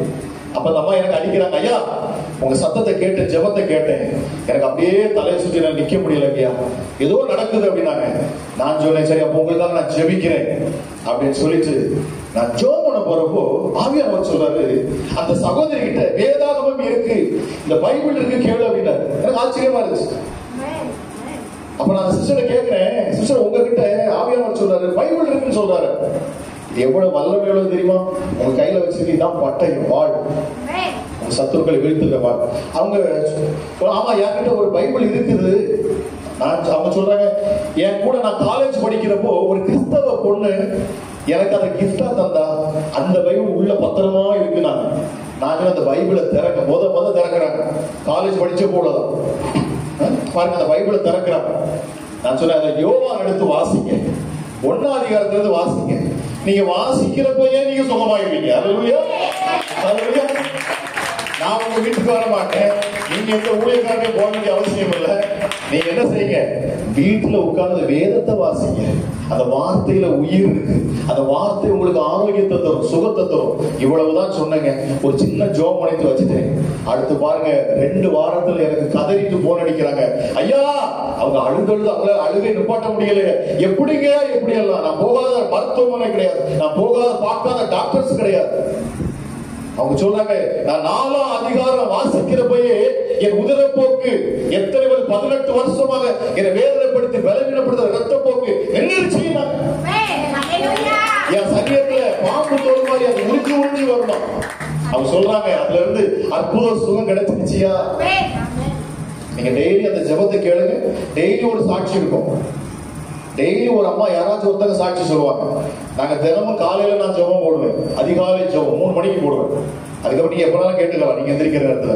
எங்க வீட்டுக்காரமா இரவு ஜெபம் போடுவாங்க, படுக்க போறதுக்கு முன்னாடி ஆண்டோட வார்த்தை கேட்டு படுக்கட்டுன்னு சொல்லி. எங்க பல தேசங்கள் வெளிநாடுகள்ல இருந்து, ஆமா சவுதி அரேபியா, சிங்கப்பூர், மலேசியா, என்ன வேற என்ன அமெரிக்கா, எங்கெங்கெல்லாம் போறது எல்லா இடத்துல இருந்து அவங்க பார்ப்பாங்க. இங்க இருந்து வேலைக்கு நிறைய பேர் என்ன கடல் தாண்டி போயிருக்கிறாங்க. அங்க அவங்களுக்கு ஆறுதல் படுத்த யாருமே இருக்க மாட்டாங்க. ஆனா தேவன் இந்த வார்த்தை மூலமா ஒரு ஆறுதல் படுத்துகிறார், பலப்படுத்துகிறார். எத்தனை பேர் சொன்னாங்க, ஒரு நாள் நாங்க தெரியாம மறந்து ஜெபத்தை போட மறந்துட்டா கூட எங்களுக்கு போன் மேல போன் வந்துடும், ஐயா உங்க ஜெபத்தை கேட்டுதாயா நான் வாழ்ந்துகிட்டு இருக்கிறேன், அந்த ஜெபத்தாயா என்னை தூக்கி நிறுத்திட்டு ஆறுதல் படுத்துதுப்பாங்க. அப்ப ஆண்டுடைய வார்த்தையில இந்த ஜீவன் இருக்கு, வார்த்தையில ஜீவன் இருக்கு. அல்லேலூயா. இந்த வார்த்தைய யோசுவாட்ட ஆண்டவர் சொன்னார் பாருங்க, இதை நீ என்ன செய்ய, இருதயம் என்கிற பலகைகளை நீ எழுதிக்கொள், இரவும் பகலும் இதை தியானி. இதுதான் உன் பாதையை செம்மைப்படுத்தும், உன் பாதை, உன் பாதங்களுக்கு அது தீபமாக விளக்குமா. பாருங்க, அந்த நாள்ல அருமையான ஒரு வாக்குத்தத்தம், அதிகாரம்.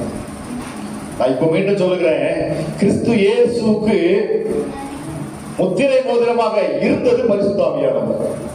இதனால உங்களுக்கு புரியுதா? அன்னைக்கு என்ன பேசுற பெரிய டாபிக், நான் பேசிக்கொண்டே இருப்பேன். பாருங்க, இந்த முத்திரை மோதிரமாக இருந்தது யாரு அப்படின்னா பரிசுத்த ஆவியானவர். இப்போ இந்த ராஜாதி ராஜா நம்முடைய இயேசப்பா யாரு? ராஜாதி ராஜா இல்லையா? சிங்காசனத்தில் அமர்ந்திருந்த உன்னதமான தேவன். அவர் மனித ரூபம் எடுத்து இந்த பூமிக்கு வந்தார் இல்லையா? பிள்ளைகள் மாம்சத்தை விருத்தத்தை உடையவர்களாக இருக்க அவரும் நம்மை போல மாம்சத்தை விருத்தத்தை உடையவராய் இந்த பூமிக்கு வந்தார். வந்து மரணத்துக்கு அதிகாரியான பிசாசானவனை தம்முடைய மரணத்தினால் அவர் செய்தார். அல்லேலூயா. அதிகாரங்கள் இயேசு கிறிஸ்து சொன்னார் பாருங்க, உயிர் தெழுந்ததுக்கு பிற்பாடு நம்முடைய சீசர்களை பார்த்து சொல்றாரு, மேல வானத்திலும் கீழே பூமியிலும் சகல அதிகாரம் எனக்கு கொடுக்கப்பட்டிருக்கிறது, இப்பொழுது அதை நான் உங்களுக்கு தருகிறேன், நீங்க புறப்பட்டு போங்க. இப்ப நீங்க இயேசுவோட பிள்ளைன்னு சொன்னீங்களா? விசுவாசிக்கிறவங்க நம்ம என்ன வாசிச்சோம்? யோவான் 1:12-13 என்ன வாசிச்சோம்? யாரெல்லாம் விசுவாசிக்கிறீர்களோ அவர்களும் தேவனுடைய பிள்ளைகள். 13 சொல்லப்பட்டது நீங்கள் தேவனால் பிறந்தவர்கள். சரி, இப்போ மார்க் 16 அதிகாரத்துக்கு மார்க் 16 நான் வேகமா முடிச்சிரு. பசியாவ இருப்பீங்க, நான் வேற லேட் வந்து. மார்க் 16 அதிகாரம் கடைசி அதிகாரம் மார்க்ல 17வது வசனம் வாசிங்க சார். இப்ப நல்லா இதை மட்டும் நம்ம ஆழமா கவனிக்கணும். நான் அடிக்கடி சொல்லக்கூடிய விஷயம் இருங்க சிஸ்டர். அதுல முதல்வர் என்ன போட்டுச்சு? எல்லாரும் வாசிங்க. யாரால நடக்கிற அடையாளம்? விசுவாசிக்கிறவர்களா. அதுல யாராச்சும் வந்து பாஸ்டர்னால நடக்கிற அடையாளம் போட்டிருக்காங்க, இல்ல அப்போஸ்தலனால நடக்கிற அடையாளம் போட்டிருக்காங்க, இல்ல இப்படி மைக்கேல் பிரதர் வருவார் அவரால் நடக்கிற அடையாளம் போட்டிருக்காங்க. இல்ல விசுவாசிக்கிறவர்களா நடக்கிற அடையாளம். இந்த இடத்துல உட்கார்ந்து இருக்க நீங்க இயேசுவை விசுவாசிக்கிறீங்கன்னா அங்க உங்களை புதுசா போட்டிருக்கு. இப்ப வாசிக்க சிஸ்டர். என் நாமத்தினாலே பிசாசுகளை துரத்துவார்கள். இப்ப யார் துரத்துவார்? அட சொல்லுங்க, நீங்க தான் துரத்துவீங்களா? ஏசப்பா வந்து துரத்த மாட்டார். அவர் அந்த மோதிரத்தை உங்களுக்கு தந்துட்டார். நீங்க தான் முத்திரை மோதிரம். உங்களுக்குள்ள பரிசுத்த ஆவியானவர் இப்பொழுது இருக்கிறார். அல்லேலூயா. இயேசுவுக்குள் இருந்து அதே ஆவியானவர், வேதம் சொல்லுகிறது, மரித்த இயேசு கிறிஸ்துவை உயிரோடு எழுப்பின அதே பரிசுத்த ஆவியானவர் உங்களுக்குள் வாசம் செய்வார் என்று சொன்னால் சாவுக்கு ஏறுவார உங்கள் சரீரங்கள் உயிர்ப்பிக்கப்படும். அல்லேலூயா. பாருங்க, இன்னொரு வசனம் கூட நான் சொல்லிடுறேன் பாருங்க.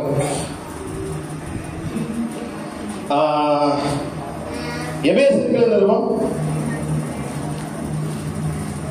1 அதிகாரம் 13 வசனத்தை வாசிங்க.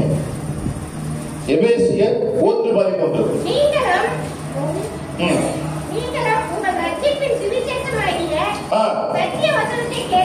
நீங்கள் உங்கள் ரட்சிப்பின் சுவிசேஷமாகிய சத்திய வசனத்தை கேட்டு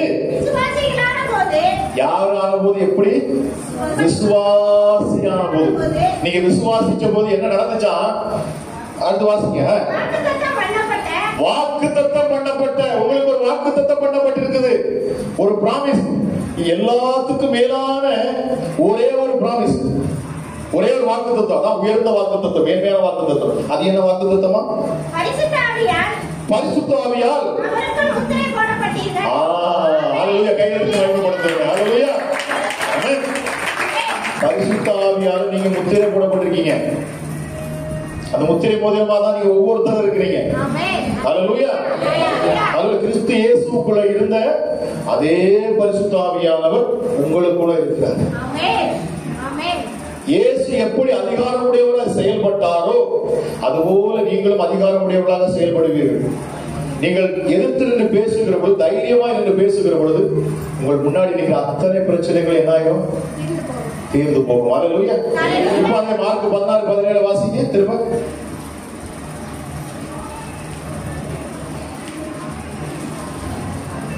மார்க் எழுதின சுவிசேஷம் 16 அதிகாரம் 17 வசனத்தை வாசிங்க.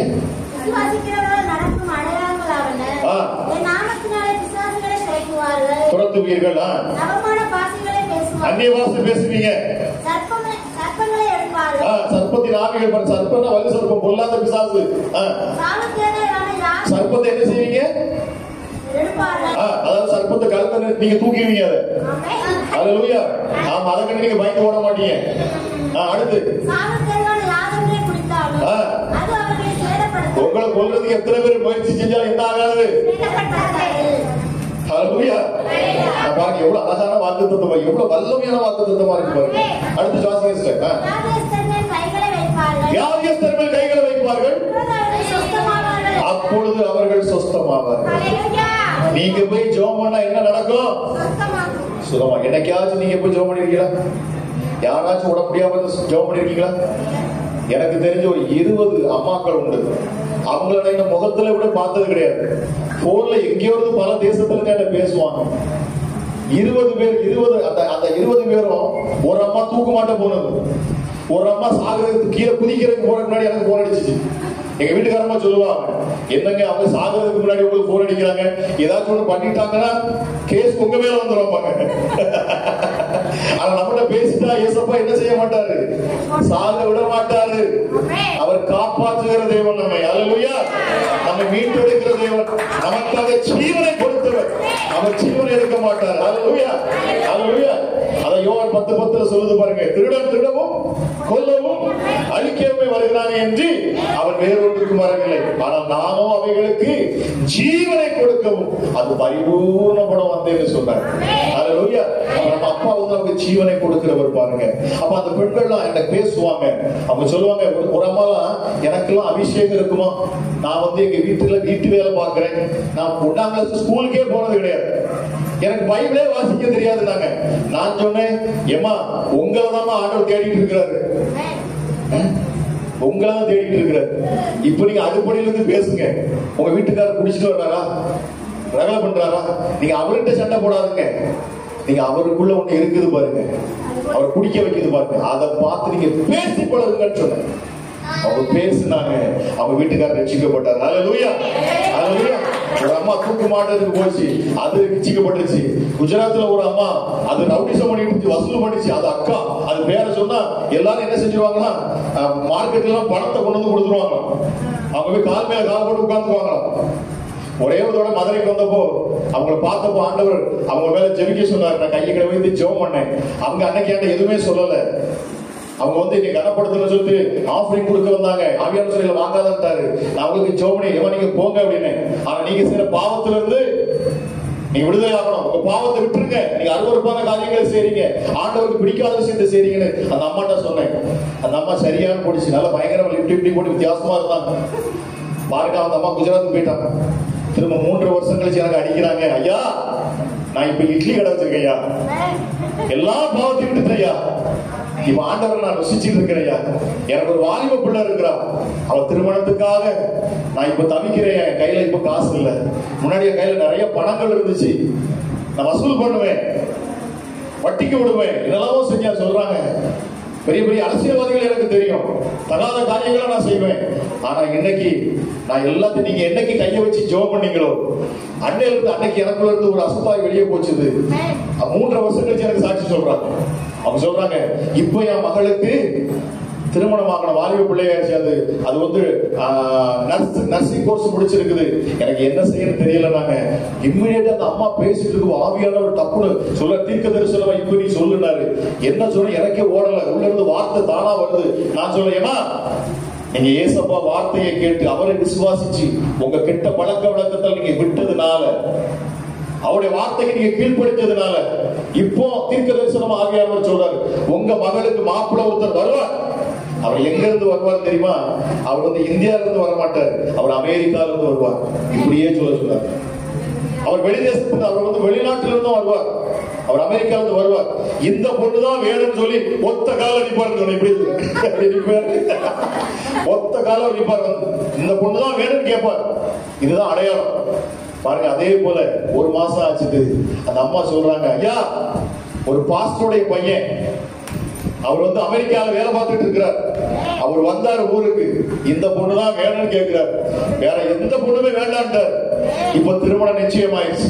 திருமணம் நிச்சயமாயி முடிஞ்சு கல்யாணம் முடிஞ்சதுக்கு அப்புறம் அந்த அம்மா சொல்றாங்க, ஐயா, என் மகளுக்கு அந்த மாப்பிள்ளை வீட்டுக்காரர் போட்டிருந்த செப்பல் செருப்போட ரேட்டு 25,000 ரூபான்னு சொல்றாங்க. கையில இருந்து மயக்கம் எவ்வளவா செருப்பு பாருங்க, யோசிச்சு பாருங்க. எனக்கே ஆச்சரியமா இருந்துச்சு, ஆனா எனக்கு பொறாமையா இருந்துச்சு. அப்ப பாருங்க, தேவன் என்ன பண்றாரு பாருங்க, அவரை நம்பி அவரை விசுவாசிச்சு நிக்கிற பிள்ளைகளை ஒருபோதும் அவர் என்ன செய்ய மாட்டாரு, கைவிட மாட்டாரு. அல்லேலூயா. அவர்களை கொண்டுதான் பெரிய பெரிய காரியங்களை செய்வார்.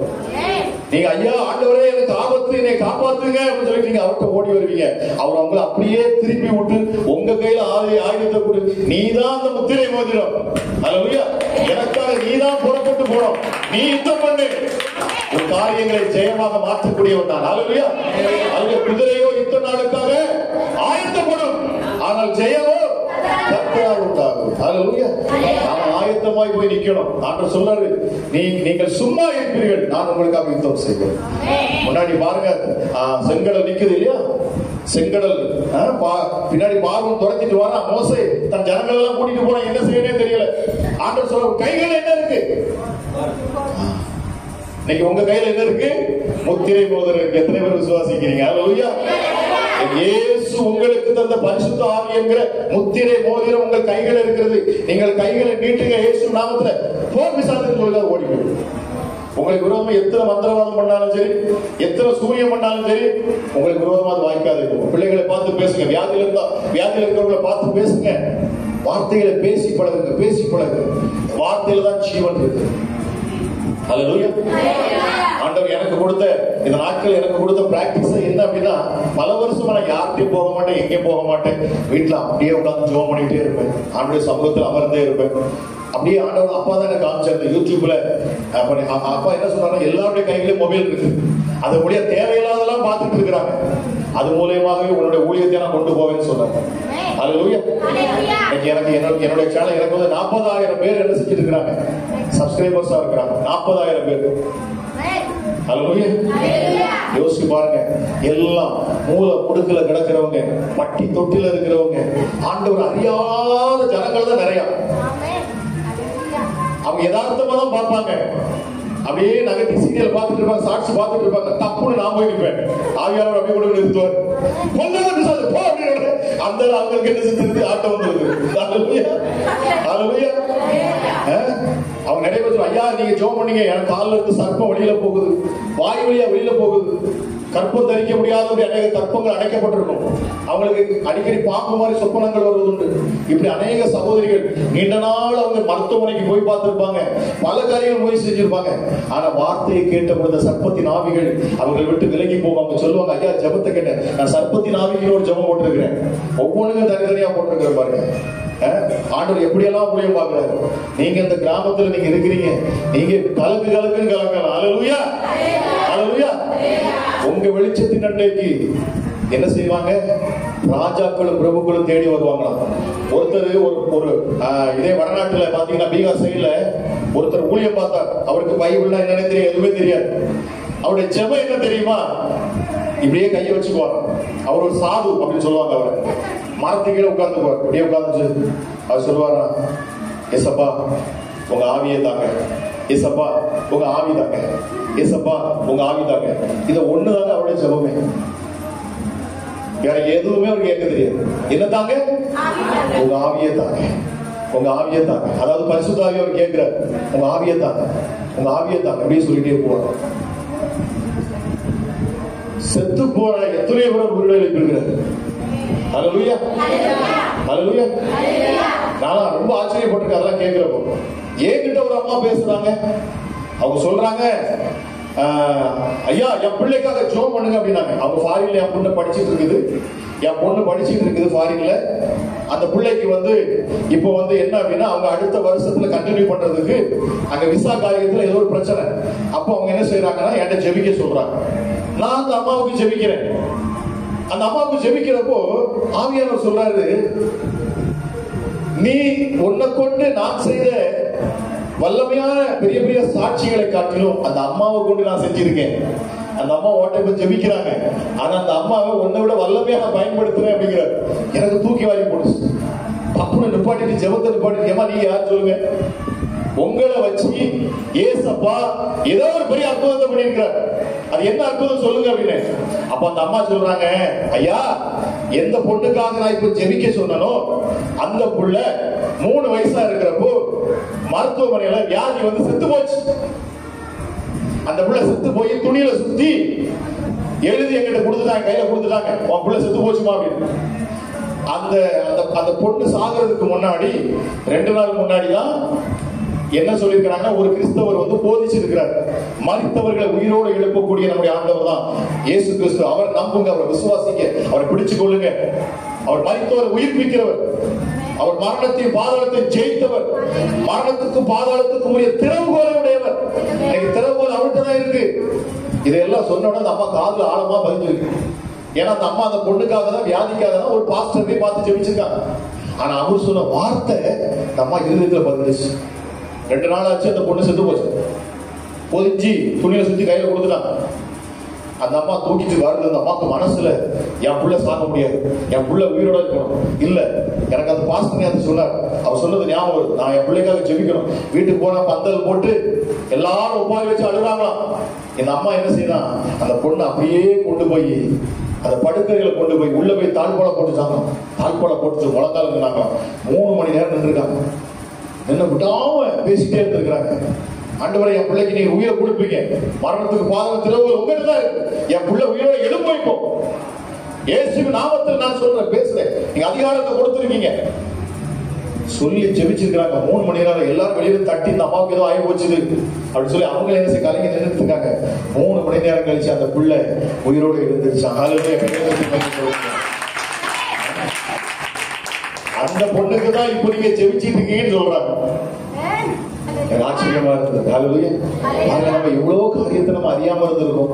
ஆண்டவர் அதாவது அவர் இன்றும் ஜீவனா இருக்கிறார், இன்றும் உயிரோடு இருக்கிறார், இன்றும் அற்புதங்களை செய்யறார். அப்படிப்பட்ட ஒரு சர்வ வல்லமையுள்ள தேவனை நம்ம வச்சுக்கிட்டு நம்ம என்ன செய்யக்கூடாது, இனி புலம்ப கூடாது. இதனால இந்த நேரத்தில் இருந்து ஒரு முடிவு பண்ணுங்க, இனி நான் புலம்ப மாட்டேன், இனி பிரச்சனையை பார்த்து பேசுவேன். ஏசப்பா சொன்னார் பாருங்க, மலைகளை பார்த்து நீ பெயர்ந்த சமுத்திரத்தில் தள்ளுண்டு போ என்று சொல்லி உன் இருதயத்தில் நீ விசுவாசித்து நீ சொல்லுவாய் என்று சொன்னார், அதாவது நீ பேசுவாய் என்று சொன்னார், அது அப்படியே ஆகும். அல்லேலூயா. இந்த வருஷத்துக்கு 2025 நீங்க ஒண்ணு விசுவாசிக்கீங்க. என்ன விசுவாசிக்கணும்? எனக்கு பரிசுத்த ஆவி என்கிற முத்திரை மோதிரம் கொடுக்கப்பட்டிருக்கிறது. அல்லேலூயா. எல்லாரும் சொல்லுங்க, இயேசுவே, இந்த வருஷத்திலிருந்து நான் ஒன்றை ஆழமாய் விசுவாசிப்பேன். அது என்னன்னா, பரிசுத்த ஆவி என்கிற முத்திரை மோதிரத்தை நீர் எனக்கு தந்திருக்கிறேன். ஆக நான் இப்பொழுது முத்திரை மோதிரமாக இருக்கிறேன். ஆக நான் சொல்லுவேன், நான் பேசுவேன், அது அப்படியே நடக்கும். என் வாயிலிருந்து புறப்படுற வார்த்தையில ஜீவன் இருக்கும். சொல்லுங்க, நான் ஜீவனைத்தான் பேசுவேன். நான் இனி ஒருவரையும் சபிக்க மாட்டேன். இனி இந்த நாவினால நான் ஆசீர்வதிப்பேன். இது பொருத்தனையாக இந்த இடத்திலிருந்து நான் சொல்லுகிறேன். ஹல்லேலூயா. பொருத்தனை பண்ணிட்டீங்க. நான் சொல்ல சொல்லி நீங்க பொருத்தனை பண்ணிட்டீங்க, மனசு ஞாபகம் வச்சுக்கீங்க. ஆண்டவன் பொருத்தனை பண்ணா அவர் ரொம்ப ஆழமா கவனிக்கிறது. என்ன உங்க நாவுல இருந்து என்ன வரக்கூடாது, யாரையும் சபிக்க கூடாது, வீட்டுக்காரர் அடிச்சாலும் சபிக்க கூடாது. ஹல்லேலூயா. இல்ல தரதலையா போச்சும் சபிக்க கூடாது. கூப்பிட்டு என்ன செய்யணும், ஆசீர்வதிங்க. நீ நல்லா இருப்பாடா, நீ உயர்ந்து வருவாடா, நீ ஒரு IAS IPS அதிகாரியா வருவாடா. ஆமா, நீ உங்களுக்கு அரசியல்வாதி ஒரு பெரிய அரசியல்வாதியா வருவாடா. ஏன்னா தேசத்துல பெரிய பெரிய அதிகாரிகள் இனி நம்முடைய தேவ பிள்ளைகள் இருந்து ஆண்டவர் எழுப்புவான் இருக்கிறார். ஹல்லேலூயா. ஹல்லேலூயா. ஆண்டவர் அடுத்த ஜனங்கள் தான் பெரிய பெரிய அதிகாரத்துல இருப்பாங்க. அதுதான் 2025 கொடுத்த வாக்குத்தத்தமாக இருக்கிறது. ஆவியானவர் மிக தெளிவாக பேசினார். இனி நம்முடைய ஆண்டவர் அறிந்த ஜனங்கள் உயர்ந்த இடத்துல வருவாங்க, மேன்மையான இடத்துக்கு வருவாங்க. ஹல்லேலூயா. ஹல்லேலூயா. அவர்கள் பாருங்க, அதெல்லாம் சொன்னேன். சாதாரண இருந்த யோசேப்பை ஆண்டவர் என்ன செஞ்சாரு, சிங்காசனத்தில் உட்கார வச்சார். ஹல்லேலூயா. ஆடு மேய்த்து கொண்டிருந்த தாவீதை தான் தேவன் என்ன செஞ்சாரு, அரியணையில் அமர பண்ணினார், ராஜாவாய் மாற்றினார். ஹல்லேலூயா. அற்புதமாய் நினைக்கிற உங்களையும் நான் சொல்லுகிறேன், உங்கள் பிள்ளைகளையும், உங்களை பார்த்து, உங்கள் குடும்பத்தை பார்த்து, உங்க பிள்ளைகளை பார்த்து யாரெல்லாம் அற்பமா சொன்னாங்களோ, உன்னை வச்சு 5 பைசாவுக்கு புரோஜனம் சொல்லிருக்கலாம். ஹல்லேலூயா. என்ன 5 கோடி கொடுத்தா கூட உங்களுக்குள்ள அபிஷேகத்தை அவங்க பார்க்கவே முடியாது. ஹல்லேலூயா. ஹல்லேலூயா. அவ்வளவு விலையேறப்பட்ட உன்னதமான பரிசுத்த ஆவியானவர் உங்கள் வாழ்க்கையில முத்திரை மோதிரமாக ஆண்டவர் தந்திருக்கிறார். இருக்கிற இடத்துல அப்படியே நம்ம முழங்கால் நின்று அப்படியே ஒரு சின்ன ஜெபம் பண்ணுவோமா? ஆண்டவரே, உமக்கு நன்றி அப்பா, நீ கொடுத்த வார்த்தைக்காக நன்றி சுவாமி. அப்படியே இருக்கிற இடத்துல வார்த்தை கேட்டிருக்கிறோம். அப்படியே கண்களை மூடி ஹல்லேலூயா. ஹல்லேலூயா. ஹல்லேலூயா. யாராவது ஒரு சகோதரி உற்சாகமாக நீங்க கொடுத்த வாக்குத்தத்தத்துக்காக ஜெபிக்க பார்ப்போம். வாயில திறந்து சத்தமாக